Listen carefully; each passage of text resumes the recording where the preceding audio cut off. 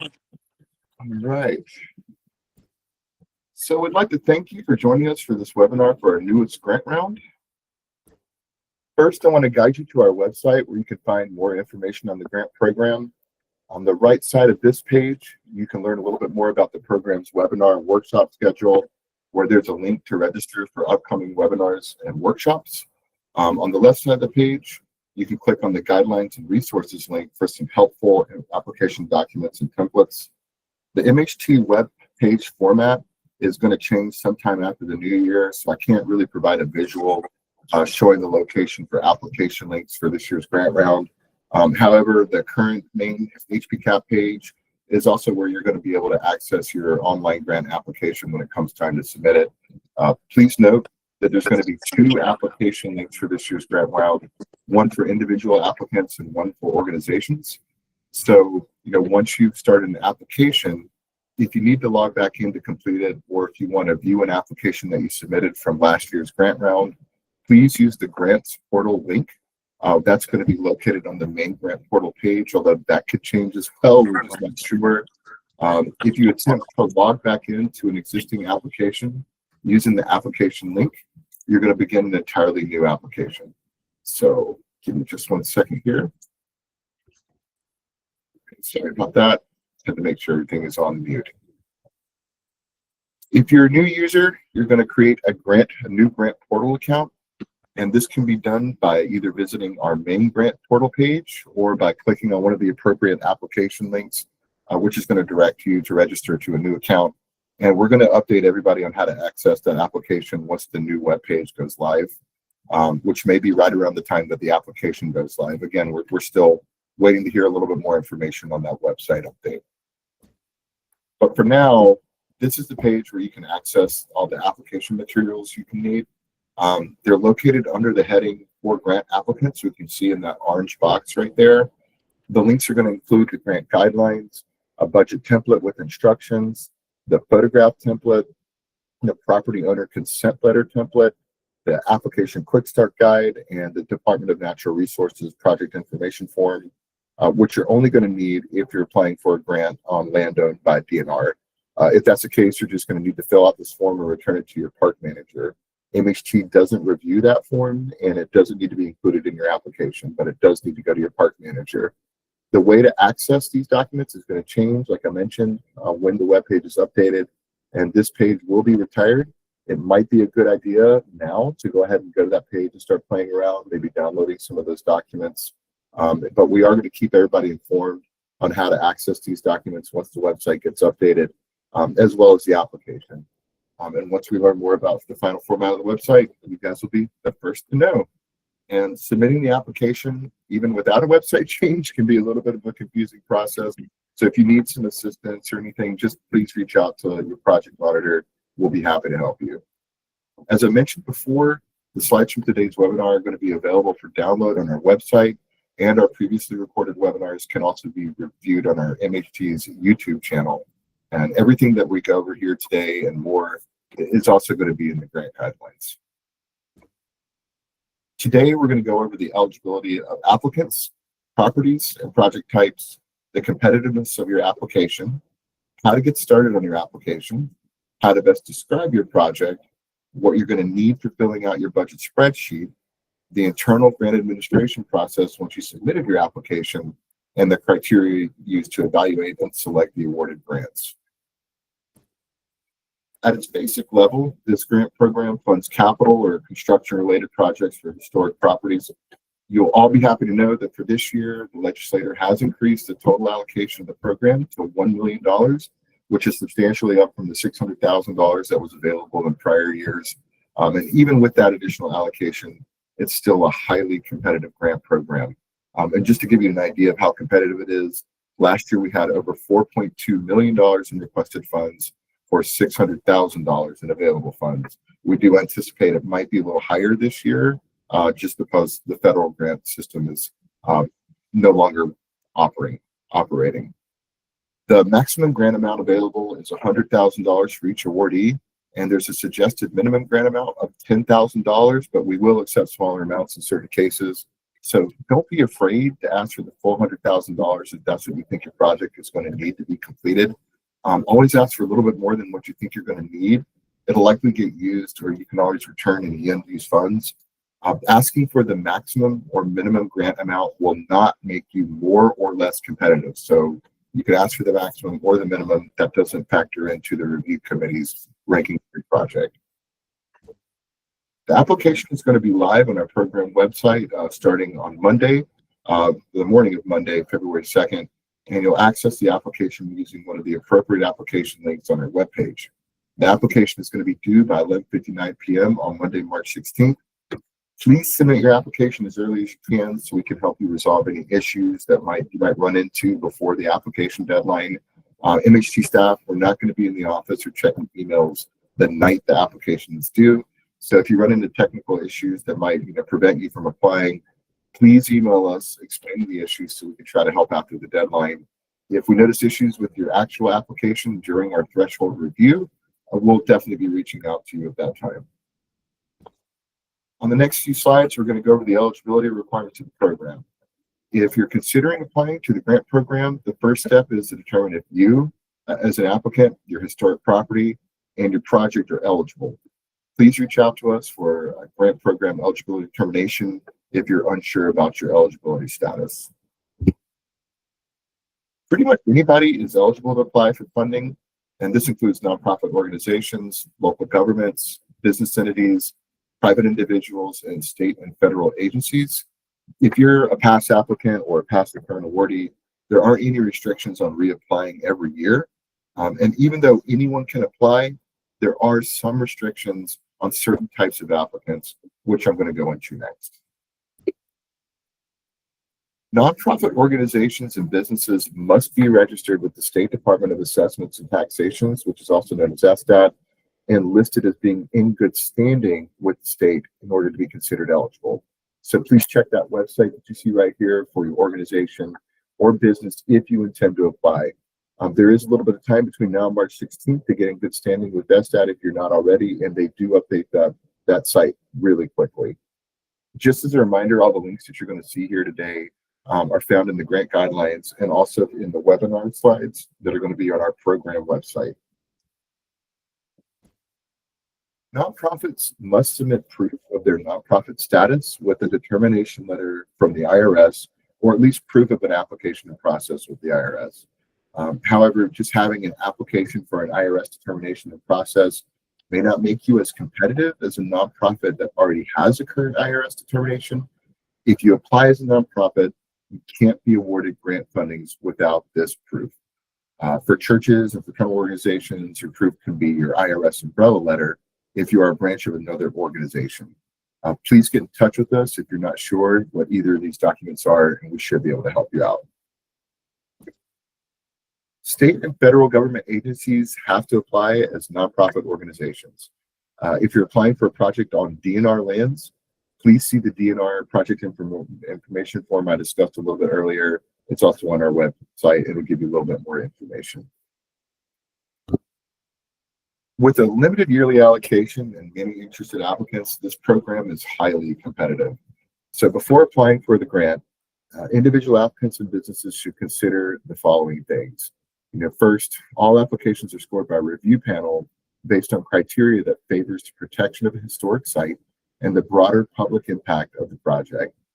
Because the focus on the broader public benefit of the project, all projects should have a really strong public engagement component to be competitive.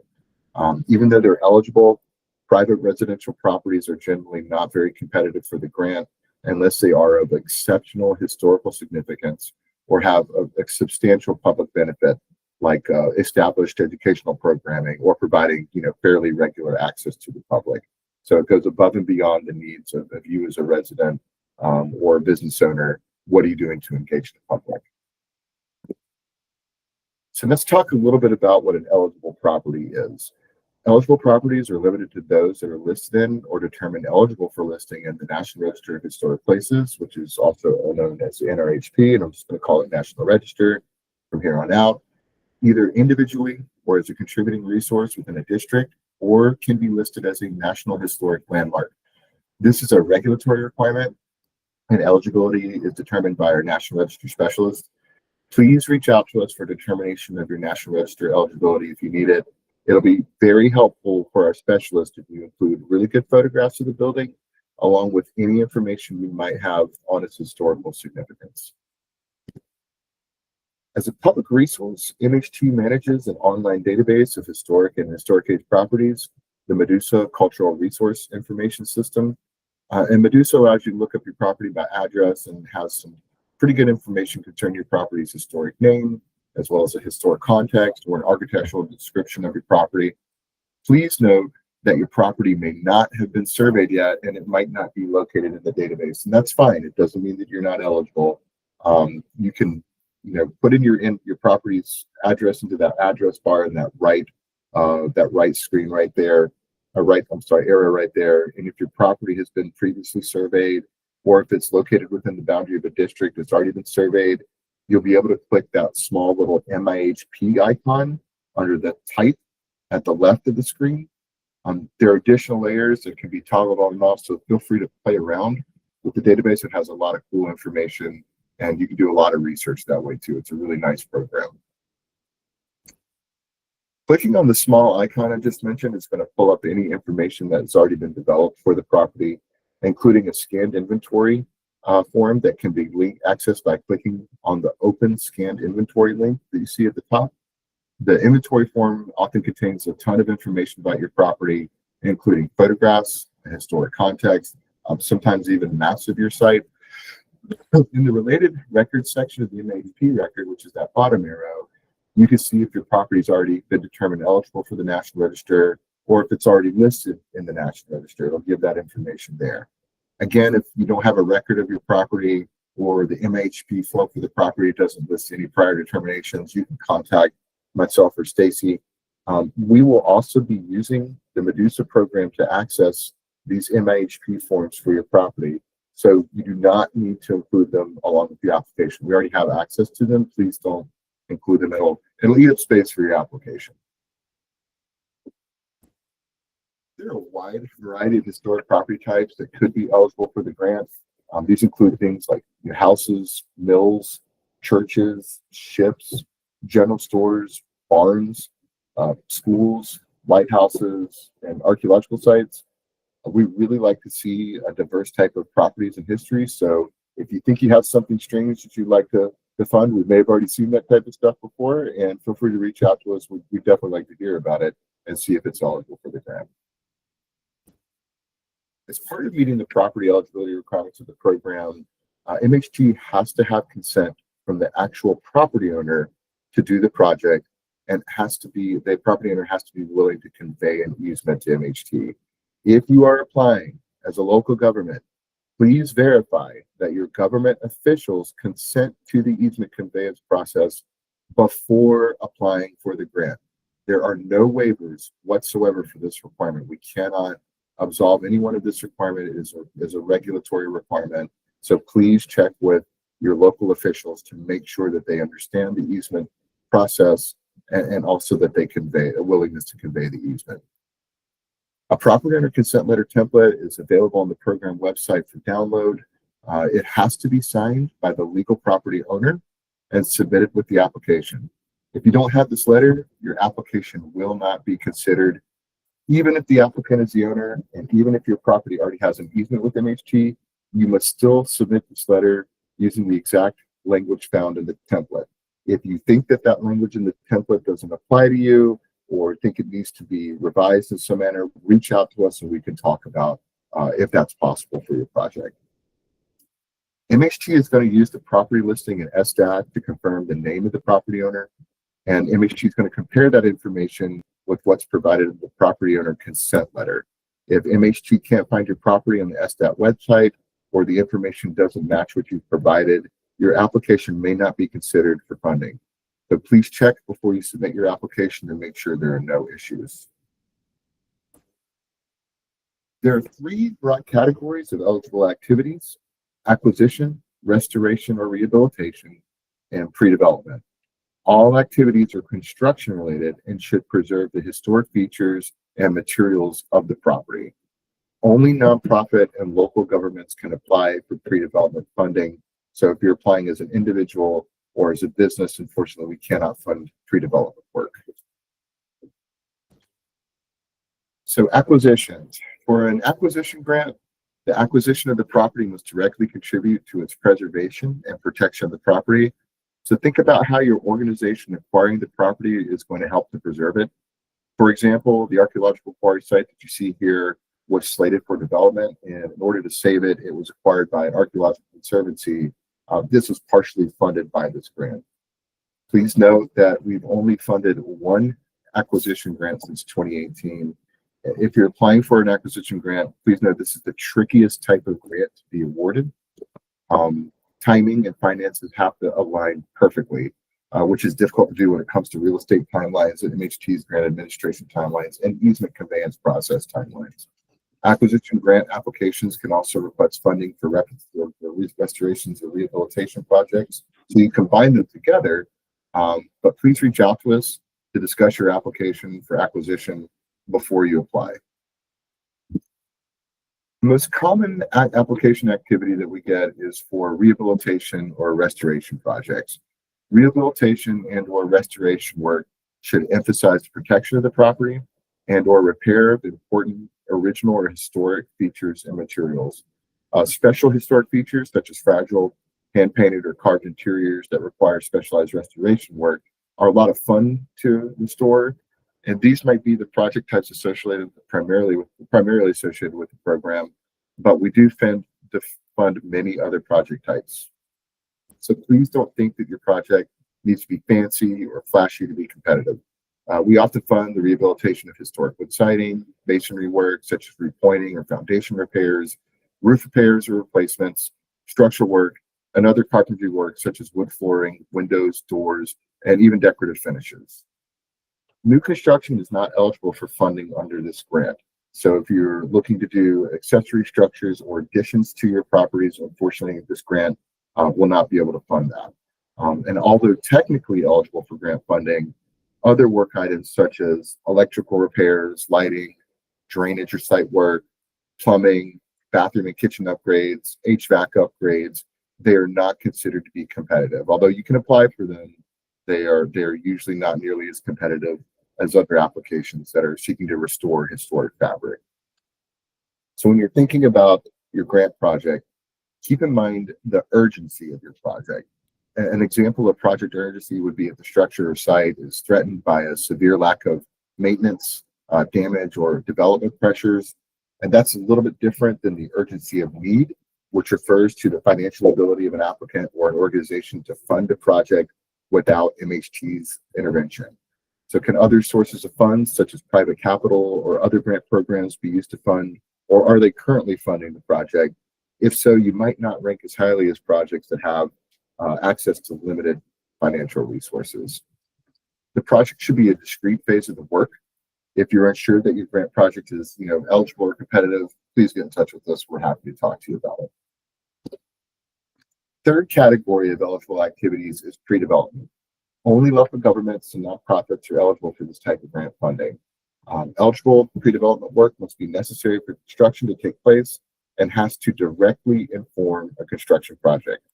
Eligible pre-development activities include construction documents, archaeological surveys, historic structures reports, conditions assessments, structural engineering reports, architectural services, cemetery conservation plans, and more. But historical research, preservation plans, feasibility studies, and master plans are not eligible for this grant program. In some cases, pre-development only grants are awarded, but to be a competitive application, pre-development activities would not be the only part of the grant application. It should be part of a larger construction project that will use those pre-development documents to kind of directly inform and complete a construction project. There are a few other pieces of information to know about eligible projects. The goal of the grant is to fund capital-related expenditures only. Project work is expected to last at least 15 years, and we can't fund work that is already started. So any work that you already have underway is not eligible for grant funding. We cannot go back and retroactively pay for anything that occurred to your property before the grant agreement is even signed. However, you can have other work happening on the property while the grant project is underway. It doesn't mean that no other work can be happening. It's just that what you're applying for can have already started. And all projects funded by a MHT grant have to meet the Secretary of the Interior standards for rehabilitation. So, what are the Secretary of the Interior standards? If you aren't familiar with them, they're a set of guidelines for work on historic properties created by the National Park Service that as a state agency, MHT and our grantees are required to follow. Just to put it simply, your project has to protect and retain historic features and materials. You can see here on the photo on the left that the interior of this lodge was in a really bad state of deterioration, but it doesn't mean that we go in and gut and replace everything with new non-historic materials or even remove the stage altogether. Instead, we follow the standards to repair in kind where possible and replace the rest with appropriate materials. Without this historic stage feature, the building wouldn't be the same and it would lose its sense of history and place. And we want to make sure that your work meets those standards. Reach out to us if you're unsure if your proposed project meets the standards. This is what we do all day. So we're happy to talk to you about it. If you're applying for a grant on a religious property, there are some restrictions to be aware of. Buildings used for religious purposes are primarily funded for exterior or structural work, with a few exceptions. And this is because interior spaces that are used solely for religious worship or learning are ineligible for funding from the state. Work on features with religious imagery, such as stained glass windows that may have iconography on them, are also not eligible for funding. But please get in touch with us to discuss your religious site if you have any questions. These can also be tricky projects to fund with this grant. Cemeteries are eligible for this grant program. However, they have to demonstrate an exceptional level of significance to be eligible for the National Register, which, if you remember, is a requirement to be funded.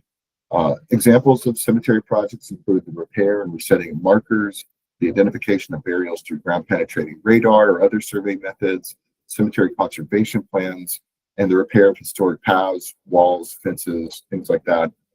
Since 2018, we've only funded one cemetery project, and that's the Westminster Cemetery in Baltimore. And the project included pre-development work, including a structural assessment that informed the construction project repair to the iron gate, piers, and brick wall. If you have a cemetery project in mind, again, please reach out to us to discuss that eligibility. I've already mentioned a couple of ineligible costs, but I wanted to provide a few more examples of other ineligible cost expenditures for grant funds. These include things like legal fees, insurance, staff salaries, annual maintenance, temporary exhibits, landscape, and work that isn't bid to our program policy, which we'll discuss a little bit more later on. But a more complete list of the eligible and ineligible costs can be found on our grant guidelines, which can also be accessed on our website. Throughout the presentation so far, I've been mentioning what could help make your application more competitive. I just want to clarify that there's a difference between being eligible for the grant program and having a competitive application. All applications that are considered by the review committee meet the basic eligibility requirements of the program. What sets your program apart from others is what can make it more competitive. Excelling in the most heavily weighted sections of the application, public benefit, significance, and project description will help make your application more competitive. We'll talk about these sections of the application in more detail just a little bit later on. Now let's talk about how to get started on your application and specific application questions.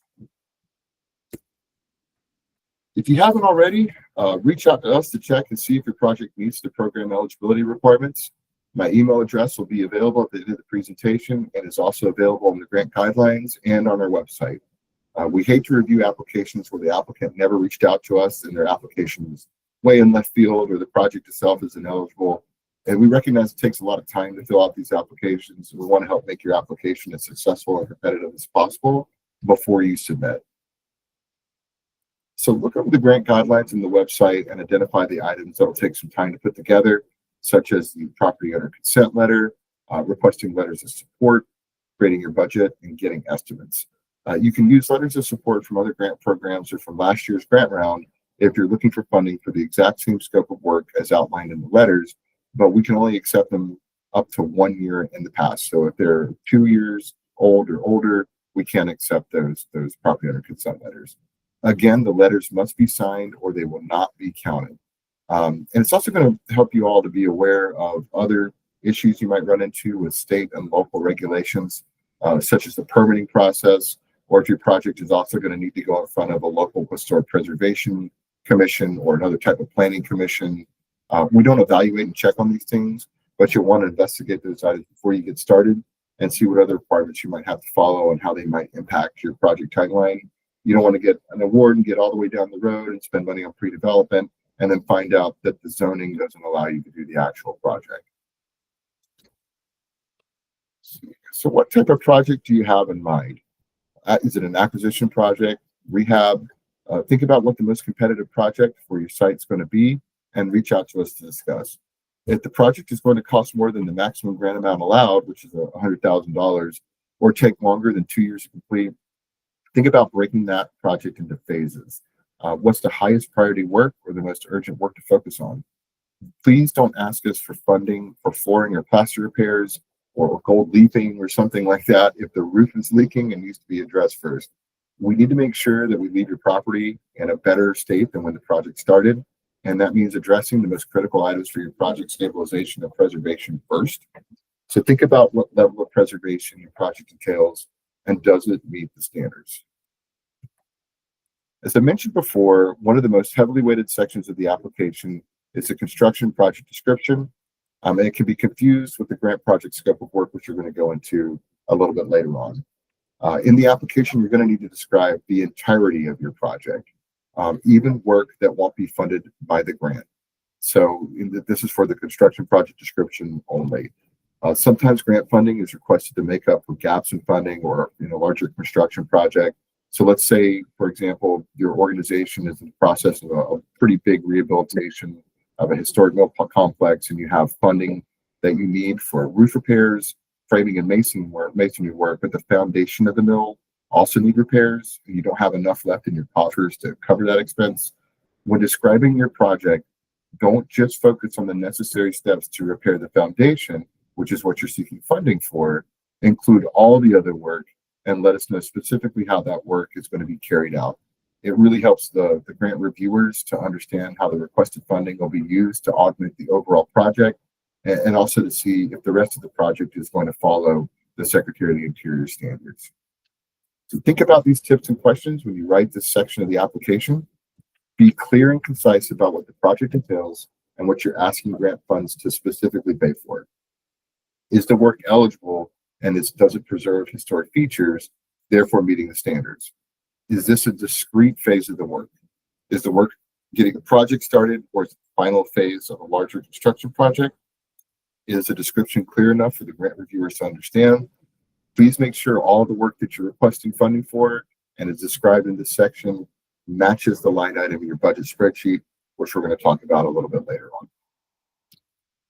When putting together your project schedule, consider these questions and refer to the grant guidelines for more information. Projects that would be ready to start after an award is made are preferred and would make your application more competitive. Is the project phased? What's your own schedule? Do you need to plan around a festival or another project that you might have going on the site? Are you a wedding venue or an event space and you can't afford to close during a certain time of year or something like that? Please consider that, and also consider things like permits, design, time for MHT approvals, the easement conveyance process, the procurement process. These all take time, so consider them in the project schedule. There's a really good outline of what a project schedule is in the grant guidelines, so it can really give you a good idea of how to put that all together. We expect that the project's going to wrap up in a 2-year period, so please know that your project won't start right away. It'll take some time to complete the grant agreement or the easement conveyance process. In the application, you're going to need to provide at least 10 photos of your property and the project area. This includes providing photo captions or brief descriptions. We've added a photograph template to our webpage that'll help make that process a little bit easier for you. All you need to do is just click that space allocated for the photograph you wish to attach, and it will allow you to upload your file, which will be automatically formatted to fit that template, which is pretty cool. Unfortunately, there isn't space to upload individual photos in the application itself, so you're going to need to use that template. Be sure to provide photos that show the work described in the construction project description section and the grant project scope of work section. This photo should show the overall project site, as well as the specific project area or areas, and how urgent the work is. For example, the photo on the right is a great example of an overall image of the project property that provides the grant reviewer with context. However, alone, it doesn't really illustrate or let us know the work that needs to be done. The photo on the left is a close-up of like a deteriorated porch and clearly shows the urgency of the project. So include an overall photo of your property for MH2 to use for promotional materials and announcing awards. If you are awarded, we will be putting this out on a social media blast. Another heavily weighted section of the application is historical and cultural significance. You need to provide a brief yet compelling narrative about the overall and inclusive history of the property. So assume that grant reviewers aren't familiar with your site and paint them a picture. It is, again, not necessary to upload your site's MIHP form or National Register form, since they're already available for the reviewers, and it'll just make your application really huge. You know your site better than anyone, so share that historical information beyond what is provided in these documents. It helps to have primary sources and backup, but if you know other things, feel free to include that too.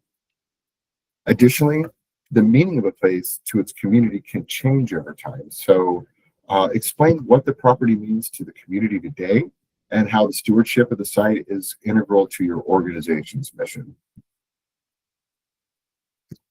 The most heavily weighted section of the application, and where applicants really tend to struggle the most, is the public benefit section. In this section, you're going to discuss the use and accessibility of the property and the public benefit of the project and or the property, especially to the local community, but as it relates to MH2's mission.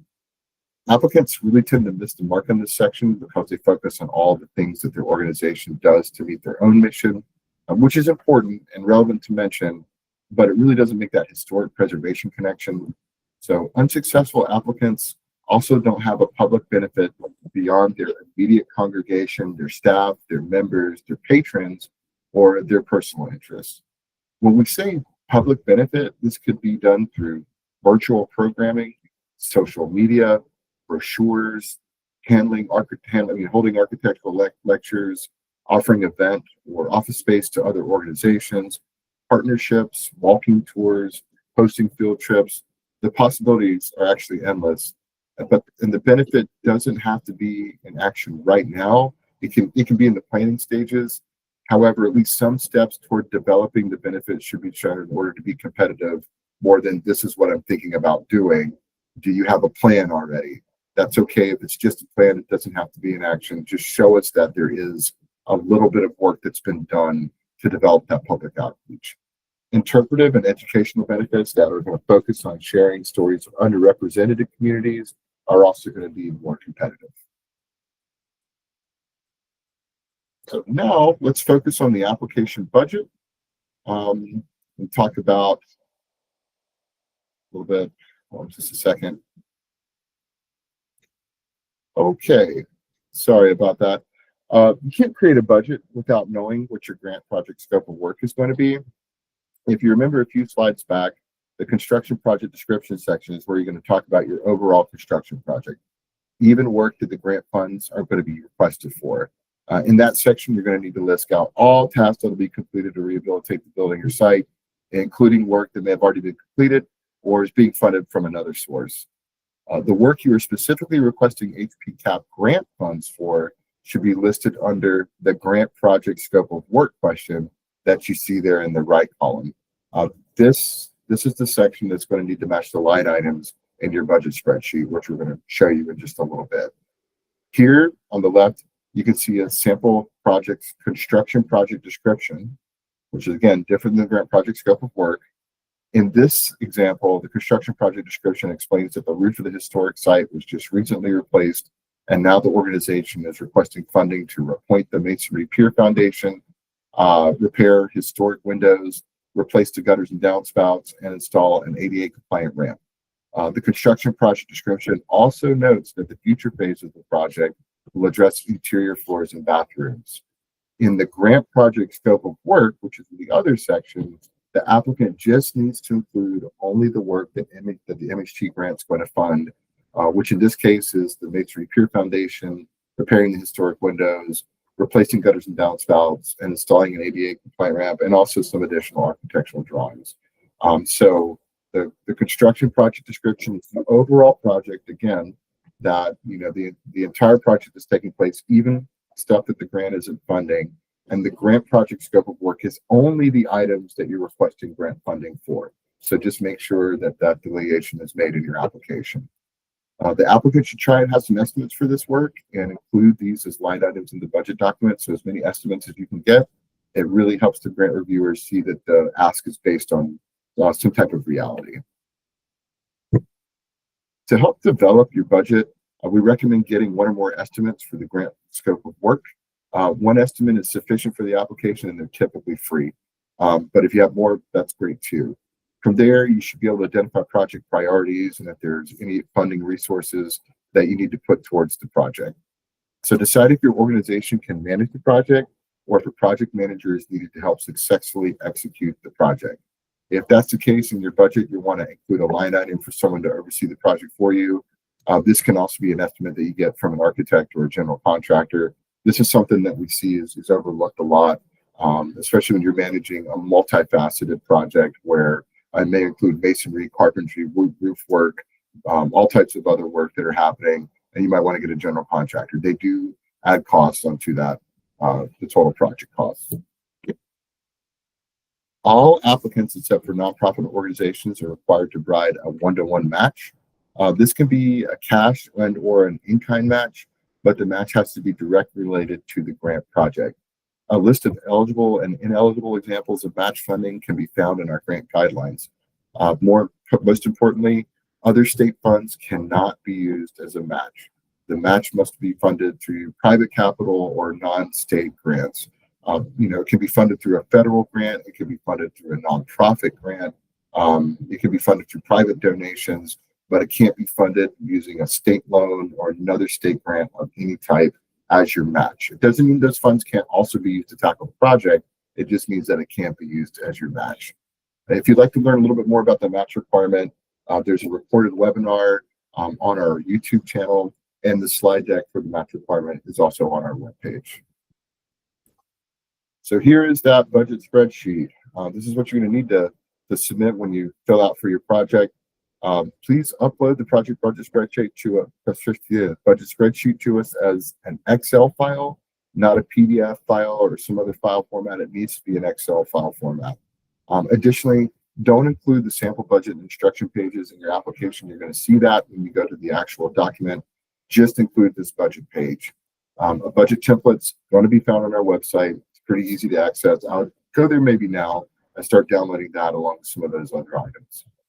The column for work item, which is that larger column kind of to the left, should be filled out with the specific scope item that your grant project scope of work is what you're applying for. The next column is the capital funds requested column. That should be completed using the amount of funding that the grant's going to pay for each scope item. For instance, if repointing masonry is your work item description, the column should note how much of the requested MHT grant funding will actually be used to repoint your masonry. If in the applicant proposed cash and in-kind match column, you should note how much of the required cash or in-kind match will be used to help complete that specific scope item. So if you're doing a window project on your work item description and you have a capital funds requested, maybe you're going to use $30,000 of the funding to do your windows, and you're going to use $30,000 of your in-kind match of your own to also do the windows. In the other project funds column, which you kind of see there next to the applicant and proposed cash and in-kind match, you should list any other funds that are not MHT funding or the in-kind match. They're going to help pay for that specific scope item. The total project funds column is going to be the sum of those three previous columns, and the template will automatically total the project costs at the bottom of the spreadsheet and the total project funds column. In this next section, we're going to discuss the grant administration schedule, grant paperwork, and conveying the easement. The application is going to be available on our website starting February 2nd, and it's due at 11:59 p.m. on March 16th. By June, we anticipate announcing grant awards and issuing grant agreements. Since we're working with a 2-year timeline, the anticipated grant project completion date is June of 2028. It takes time for the complete the grant paperwork and also to convey an easement. So work is definitely not going to start right away. Funds are also not going to be dispersed until after the easement has been fully conveyed, has to be recorded. If an easement conveyance is required, in other words, if you don't already have an easement, we can extend the grant schedule to accommodate the conveyance process, which can take a year or more. So please factor that into your schedule. And please note that if you do not already have an easement, this will add some time to your project. So to talk a little bit more about easements, it's a very important program requirement. It's a requirement that the conveyance of a preservation easement to MHT be done if a grant award is accepted. This is a regulatory requirement. There is no way around this requirement. This is mandatory, like I said before, and there is no waiver whatsoever. What is an easement? Preservation easement is a legal contract between MHT and the property owner. The easement is recorded in local land records and stays with the property for a set amount of time. The easement helps protect buildings, structures, and associated archaeological resources on the property, and it requires MHT approval of any physical work on your property before it begins, even work that the grant is not going to fund. The easement boundary and areas of the building that the easement will protect are determined by easement staff. The owner must notify MHT of any proposed changes to their property within the easement boundary for approval before work is undertaken. If you do that work without notifying MHT first, you could be found in breach of the easement. The request is going to be reviewed by MHT staff and may include an additional review from the MHT easement committee. The owner must maintain the property in good condition, and this includes making sure that the current architectural or archaeological features remain intact and any deterioration or damage is addressed. Please note that insurance may be required to convey an easement, and that cost cannot be funded by the grant. As far as the application goes, include the property owner consent letter to prove the property owner agrees to the project and conveyance of an easement to MHT. Again, please ensure that the leadership of your organization understands the easement process and fully consents to the easement requirements. We've experienced, a lot of situations where an award was made, but the leadership of the awarded organization later didn't want to consent to the easement, which means that funds had to be reallocated to a different project, which is a huge hassle and isn't very fair to other projects that could have been awarded. So since the easement must be conveyed before work begins or grant funds are dispersed, it's definitely going to add to your timeline if you don't already have it, an easement in place. It's recommended that you plan on at least a year for the conveyance process to be completed.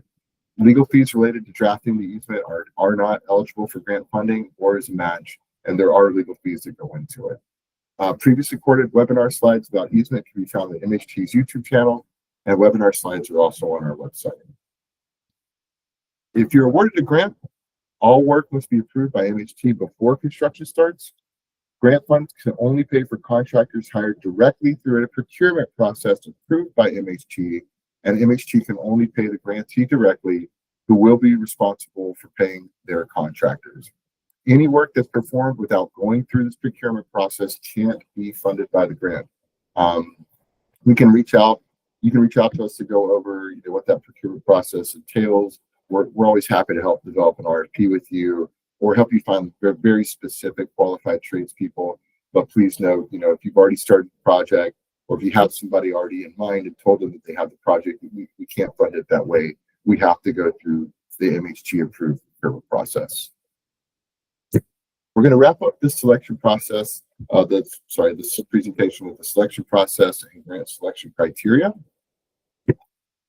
After the deadline on March 16th, these are a few of the steps that MHT will take. Staff will review the applications and confirm eligibility. The grant review committee ranks and reviews the application. MHT board and the secretary will review recommendations by the grant review committee. The secretary is going to make a final approval, and award notifications are going to be emailed hopefully by June. If you haven't heard from us by July, feel free to reach out to us, just in case your email got lost. But if you haven't heard from us, that likely means that we don't have an approval from the secretary yet. Multiple selection criteria are going to be used to rank your application, and there's more information in the grant guidelines on how the criteria are going to be considered for each section of the application. Again, the most heavily weighted sections are the significance, the public benefit, and project description sections. However, there are other sections that are going to be ranked as well. If you want a little bit more information about how the review committee looks about this, feel free to reach out to us and we're happy to talk to you about it. I know this was a ton of information, so thanks for sticking with us throughout this webinar. Here's my email address. You can get in touch with me, and right here below that is the program website link. I'm going to go ahead and turn on my camera and take questions now. So if you guys have any questions, feel free to start asking.